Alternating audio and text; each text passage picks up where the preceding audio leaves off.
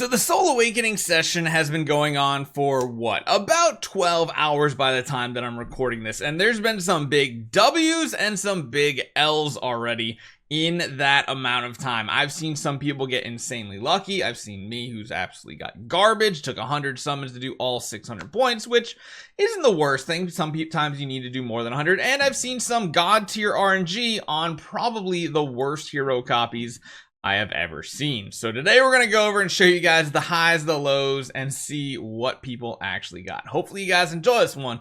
Let's jump right into it.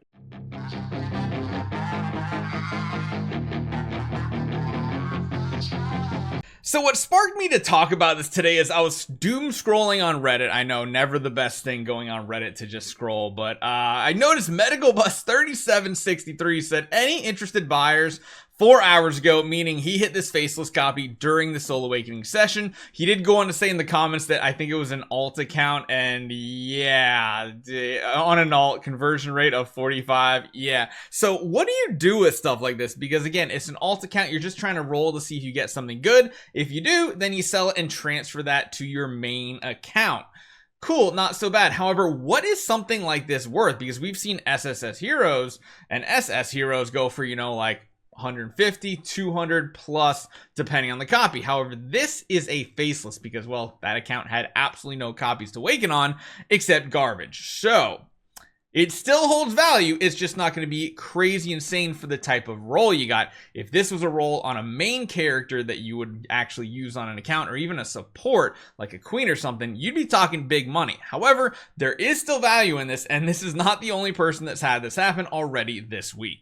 If we take a look in game, we can go on over to the auction house and we can just filter for those S tier heroes. You'll see a few that are less than great. You can see an S tier honor guard. You can see an S tier. Oh my gosh, I want to say Dasmo. What is your name, man? I totally forgot. What is your name? Oh my gosh, how do I forget the old characters' names already? No, that's not happening. We're gonna find out who you are. Your name is Fat Moo. I wanted to say Das Moog, but I'm like, I know.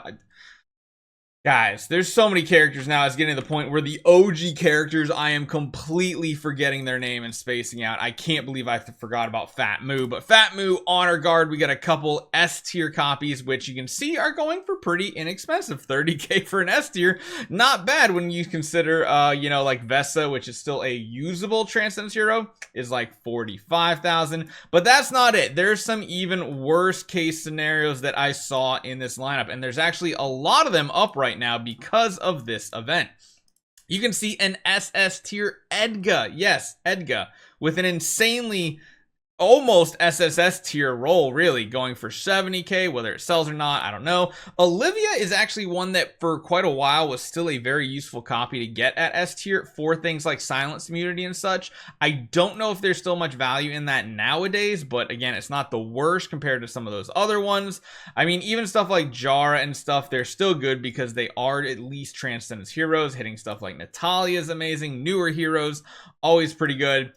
And then we have this SSS tier Berea, which honestly holds a special place in my heart and makes me want the copy in a way so I can make a Berea account. You guys know Berea has always been one of my favorite heroes along with King Barton. Back in the OG days of Idle Heroes, my account was an E5 queen. When E5, I got to like E3 and then E5 came out, and so I like disassembled my King Barton and turned it into an E5 queen, which I realized was a really bad decision. So then I turned that queen into an E5 King Barton, which was the best PvE situation you could do back in the day for getting Sealand 10 done. And then you built a 10-star Berea for that little bit of added damage to the King Barton. It was a really insane thing back in the day. Getting to Sealand 10 was actually really difficult, and you built heroes very slowly. So this character right here as a secondary support to my King Barton really held a special place in my heart. If I could make a meme account like this with like a kid, like, oh my gosh, that would just be the creme de la creme. I would love to do it, but will it sell for 200,000? Absolutely not. I don't think so. Are there any assets? Well, I guess if there's a Megalodon out there, there might be a situation for this happening, and there's a very specific reason for that, and it's not to use the character or anything like that. There's one very specific reason, because yeah, there's really no SSS tier heroes at all. There's only one other SS, and that comes in the form of turning heroes into what we showed you earlier this week, X heroes. Yes, X is an awakening tier above SSS. However, you cannot awaken for them. You can't get crystals for them. The only way to do this is take a pretty much perfect copy SSS tier hero and turning it into an X tier. And if you come over to the Soul Temple, you have the Soul Perfection system here. You've seen it happen before. We had a whole video of showing you guys how he took a pretty much near perfect A+ copy of Yorm Tum and turned him into an S tier that high rolled an SS attack. Really, really cool. But this process is very time consuming. You need to fill this bar up and upgrade the stats to the point where it's ready to turn into an SS copy. And that is pretty insane, because you can see the bonuses you need are a lot of progress to actually feed. You can see here, we need 2,400, but we need to do that 27 times. So how many points is that? 27 times 2,400 is 64,000.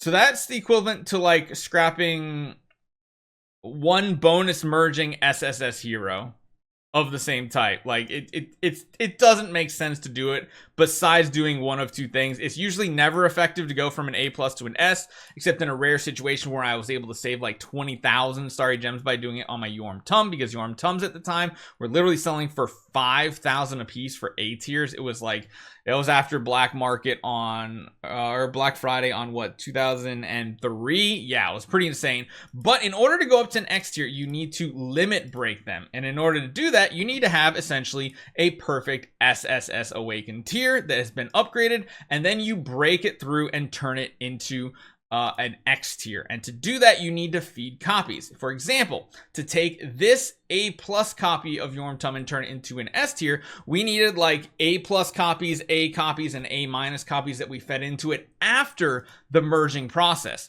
Well, the same thing is similar with the limit break system. You're going to need those types of just random copies of heroes to do it, which is why they have this event that might seem very arbitrary and weird. Where is it? Contractual strategy? Nope. Oh, where is it? Oh, I guess, yeah, Superior Soul Boost. This is the one that gives you a ton of these puppets, because these puppets are used in that situation, or of course in the Soul Gathering statue too, but that one's a little bit less in demand.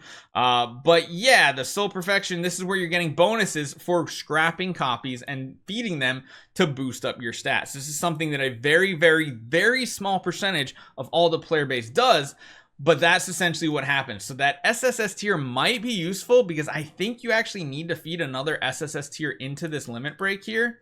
I actually don't remember exactly the process, because, well, I've never been able to do that. You can probably check out one of Rex's videos. He's done it in the past for at least one of his characters he showed you. But that's essentially how you get to that high tier copy. So if I don't know if this Berea is worth 200,000 unless you absolutely need to do it to feed something off. And if this is a fraction of the price of a normal SSS hero, well, maybe, because we've seen in the past SSS heroes go for lots and lots. Even SS heroes go for 500,000 plus. Granted, these are unusable heroes that you're going to want to use, not a Berea.